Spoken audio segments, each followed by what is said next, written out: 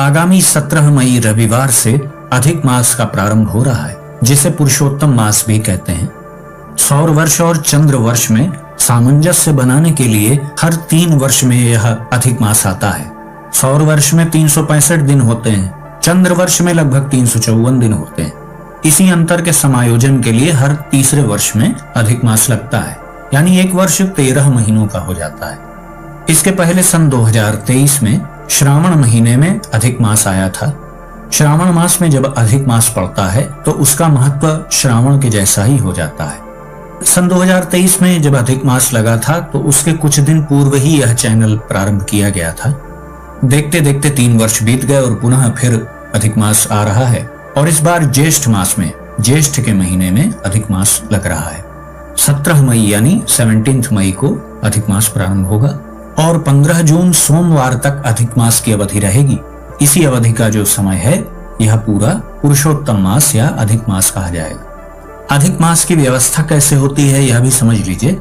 यह शुद्ध महीने में, जिस महीने में अधिक मास लग रहा होगा, उसके कृष्ण पक्ष और शुक्ल पक्ष के मध्य में लगता है, यानी शुद्ध ज्येष्ठ कृष्ण पक्ष एज इट इज रहेगा। फिर उसके बाद जो शुक्ल पक्ष आता तो वह शुक्ल पक्ष शुद्ध ज्येष्ठ का न होकर के अधिक ज्येष्ठ का होगा। फिर जब अधिक ज्येष्ठ की पूर्णिमा आ जाएगी तो उसके बाद फिर पुनः कृष्ण पक्ष आएगा, तो वह भी अधिक ज्येष्ठ कृष्ण पक्ष होगा, जो कि 15 जून तक चलेगा। उसके बाद जो शुद्ध ज्येष्ठ मास का शुक्ल पक्ष बचा था वह आ जाएगा। तो इस प्रकार से अधिक मास की व्यवस्था रहती है। जिस मास में वो लगता है उसके कृष्ण पक्ष और शुक्ल पक्ष के मध्य में उसकी स्थिति रहती है। विशेष रूप से अधिक मास भगवान शिव और भगवान श्री हरि की उपासना के लिए समर्पित है। जिनके जो भी इष्ट देव हों उन्हें अधिक मास में उनके मंत्र का जाप करना चाहिए। यदि आप अखंड शिव साधना करते हैं तो उसके अंतर्गत जिस मंत्र का आप जाप करते हैं उसका ही जाप आपको अधिक मास में अधिक संख्या में करना चाहिए, या अतिरिक्त रूप से पूरे मास पर्यंत का आप एक अनुष्ठान भी कर सकते हैं। और इस बात का अवश्य ही ध्यान रखें कि जो मंत्र दैनिक रूप से आप जाप करते हैं, जीवन पर्यंत के लिए जो आप अखंड शिव साधना में मंत्र जाप कर रहे हैं, उसमें इसकी संख्या को नहीं जोड़ना है और उसमें इस साधना को संलग्न नहीं करना है। इसको बिल्कुल अलग ही आपको करना होगा, क्योंकि यह निश्चित समय अवधि का एक अनुष्ठान है। संचित पाप कर्मों के विनाश के लिए ही अधिक मास की व्यवस्था है। ज्ञात अज्ञात जो भी हमसे पाप कर्म हो गए उन्हें सबसे निवृत्ति के लिए, प्रभु के प्रति कृतज्ञता व्यक्त करने के लिए, क्षमा याचना करने के लिए विशेष रूप से यह मास समर्पित है। ज्योतिष के दृष्टिकोण से बात करें तो 2 ज्येष्ठ मास का होना, यानी ज्येष्ठ मास में अधिक मास का पड़ना शुभप्रद नहीं होता है। समाज में, देश में वैर विरोध कलह की स्थिति बनती है। शासक और प्रजा दोनों में ही भय का माहौल होता है। कुल मिलाकर चारों ओर अच्छी परिस्थिति नहीं बनती है जब ज्येष्ठ मास में अधिक मास पड़ता है। ऐसा ज्योतिष शास्त्र का निर्णय है। यद्यपि आजकल आप देखें तो हर जगह नकारात्मक ही समाचार सुनने को मिलते हैं। दुनिया भर में अशांति ही तो मची हुई है। जो लोग भगवान शिव जी के प्रति समर्पित हैं, भगवान शिव को ही अपना इष्ट मानते हैं, तो उन्हें इस सुअवसर का लाभ लेना चाहिए। अधिक मास की जो अवधि मैंने बताई है 17 मई से लेकर 15 जून तक, इस बीच आप निर्धारित समय अवधि का अनुष्ठान कर सकते हैं। और मंत्र जाप आपको वही करना है जो आप अखंड शिव साधना में जाप करते हैं, या अपनी गुरु परंपरा के अनुसार यदि आपको कोई मंत्र प्राप्त हुआ है तो आप उसका जाप कर सकते हैं। जो लोग श्री शिवाय नमस्तुभ्यं मंत्र का जाप करते हैं वो लोग भी इसका अनुष्ठान कर सकते हैं।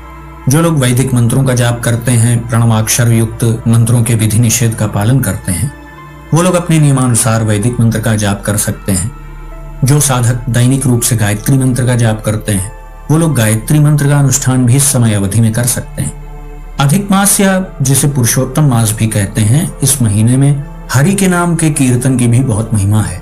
भगवान शिव स्वयं स्वीकार करते हैं कि श्री हरि से बढ़कर मेरा कौन भक्त हो सकता है। भगवान श्री राम हो चाहे भगवान श्री कृष्ण जी हो, समय समय पर उन्होंने अपनी अपनी शिव भक्ति को सिद्ध किया है। तो जो लोग भगवान श्री राम प्रभु के भक्त हैं, उनके नाम का जाप करते हैं, कुछ देर उन्हें भगवान शिव की प्रसन्नता के निमित्त श्री राम नाम का जाप करना चाहिए। अपेक्षाकृत वैशाख, ज्येष्ठ और आषाढ़ का जो महीना होता है वह बहुत गर्म होता है।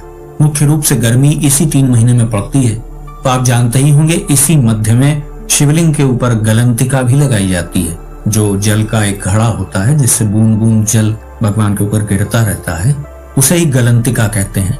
ऐसा इसलिए किया जाता है क्योंकि विशेष रूप से यही 3 महीने ज्यादा गर्म होते हैं और ऐसे समय में शिवलिंग यदि बिल्कुल सूखा हो तो ये अच्छा नहीं माना जाता है, शुभप्रद नहीं है। शिवलिंग बिल्कुल शीतल और थोड़ा आर्द्र होना चाहिए ना, नमी से युक्त होना चाहिए। इसीलिए गलंतिका लगाई जाती है क्योंकि भगवान शिव को जल भी प्रिय है और शीतलता भी बहुत प्रिय है।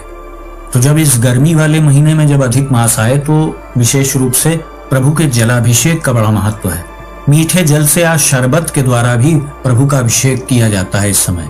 और अधिक मास जब गर्मी के मौसम में आए तो उसमें विशेष रूप से जल के द्वारा लोगों की आप सेवा कर पाए तो इसका बड़ा महत्व होता है। आने जाने वाले लोगों के लिए स्वच्छ शीतल जल की आप व्यवस्था करा दें, गर्मी से आप किसी प्रकार से लोगों की रक्षा कर पाए, जीव सेवा कर पाए, तो यह सब अधिक मास में बहुत शुभप्रद है।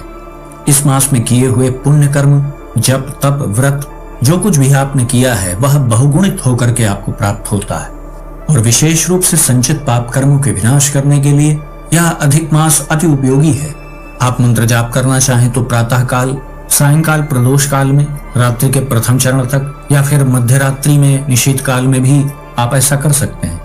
कितना समय आप दे पाएंगे उसके अनुसार आप माला की संख्या को चुन लीजिए। यदि आपके पास पर्याप्त समय तो आप 51 माला, 101 माला भी कर सकते हैं। समय कम है तो आप 11 माला, 21 माला, जितना भी आप करना चाहें अपने सामर्थ्य अनुसार आप कर सकते हैं। अनुष्ठान पूर्ण हो जाने के बाद आपको एक हवन करना आवश्यक होगा और यदि किसी कारणवश आप हवन नहीं कर पाते हैं तो भगवान शिव के मंदिर में कुछ उसके निमित्त द्रव्य का दान कर सकते हैं। और या तो शिव भक्तों को भोजन कराने का आपको सुअवसर प्राप्त हो जाए तो वो तो बहुत अच्छी बात है। फिर पहली वरीयता आप हवन को ही दें। यदि आप कर पाते हैं, संभव है, तो आपको हवन कर लेना चाहिए। यदि आप केवल प्रभु की प्रसन्नता के लिए मंत्र जाप करना चाहते हैं तो उसमें कोई आपको संकल्प आदि लेने की आवश्यकता नहीं है। यदि किसी विशेष मनोकामना पूर्ति के उद्देश्य से आप ऐसा करना चाहते हैं तो आपको सबसे पहले अपनी मनोकामना से संबंधित संकल्प ले लेना चाहिए। संकल्प कैसे लिया जाता है इसकी विधि में पहले बहुत बार बता चुका हूँ। आप यदि केवल प्रभु की प्रसन्नता के लिए जाप करना चाहते हैं तो फिर आप कोई संकल्प आदि ना लें। मंत्र जाप के समय आपको शुद्ध घी का ऊर्ध्वमुखी दीपक जलाना चाहिए जिसमें गोल बत्ती का प्रयोग होता है। लंबी बत्ती वाला दीपक नहीं जलाना है। और एक धूप बत्ती का प्रयोग कर सकते हैं। आप अपने पूजा स्थल में इस मंत्र का अनुष्ठान कर सकते हैं। गर्मी के महीनों में जब भी अधिक मास आता है तो विशेष रूप से आपको जल से संबंधित सेवा अवश्य करनी चाहिए। जल के द्वारा यदि आप जीवों की सेवा कर पाएं, लोगों की सेवा कर पाएं इस अवसर में, तो यह बहुत शुभप्रद है। ज्येष्ठ मास में जब अधिक मास आए तो भगवान शिव को सुगंधित द्रव्य अर्पित करने चाहिए। मीठे जल से उनका अभिषेक करना चाहिए। गन्ने का रस यदि आपके पास उपलब्ध हो तो उससे भगवान शिव का अभिषेक किया जाता है इस अवधि में। यह भी बहुत पुण्यप्रद है। मीठे दूध से आप शिवलिंग का अभिषेक कर सकते हैं। पंचामृत से अभिषेक कर सकते हैं। गुलाब जल मिश्रित जल से आप प्रभु का अभिषेक कर सकते हैं। फलों के रस से आप अभिषेक कर सकते हैं। ग्रीष्म ऋतु में तो वैसे भी भगवान शिव के अभिषेक का बड़ा महत्व होता है। ऐसी अनुभवतीत बात भी है कि शिवलिंग को जो शीतल पदार्थ अर्पित करते हैं तो वह शीतलता उन्हें भी प्राप्त होती है। मानसिक रूप से बहुत शांति प्राप्त होती है। यह तो स्वयं से अनुभव करने का विषय है। जब भाव से आप प्रभु को कुछ समर्पित करते हैं तो उसका प्रभाव अलग ही होता है। भगवान महादेव जी को सब कुछ प्रिय है जो कुछ आप भाव से उन्हें समर्पित कर दें। तो बहुत प्रकार से भगवान शिव का अभिषेक कर सकते हैं आप। मीठे जल से, फलों के रस से, गन्ने के रस से, जिस भी प्रकार से आप करना चाहें कर सकते हैं। क्योंकि ग्रीष्म ऋतु में जब अधिक मास पड़ता है तो इस प्रकार की ही सेवाएं भगवान महादेव जी के लिए समर्पित की जाती है। तो इन्हीं सब उपायों के द्वारा आप इस अधिक मास का अधिक से अधिक लाभ ले सकते हैं। मैंने पहले भी बताया कि संचित पाप कर्मों के विनाश के लिए यह मास अत्यंत महत्वपूर्ण है। तो आज का वीडियो हम यहीं समाप्त करते हैं। आशा करता हूं जो भी जानकारी आपको दी गई वो आपको अच्छी लगी होगी। यदि वीडियो आपको पसंद आया तो इसे लाइक करें, अपने मित्रों बंधु बांधवों के साथ शेयर करें। यदि इस चैनल पर आप पहली बार आए हैं तो कृपया इस चैनल को सब्सक्राइब करें। तो भगवान श्री लोकेश्वर महादेव जी से मैं ऐसी प्रार्थना करता हूं कि वो आप सभी को सदा सुखी, स्वस्थ और ऊर्जावान बनाए रखें। मिलते हैं अगले वीडियो में एक नई जानकारी के साथ। तब तक के लिए आप सभी भगवत प्रेमी भक्तों को हर हर महादेव।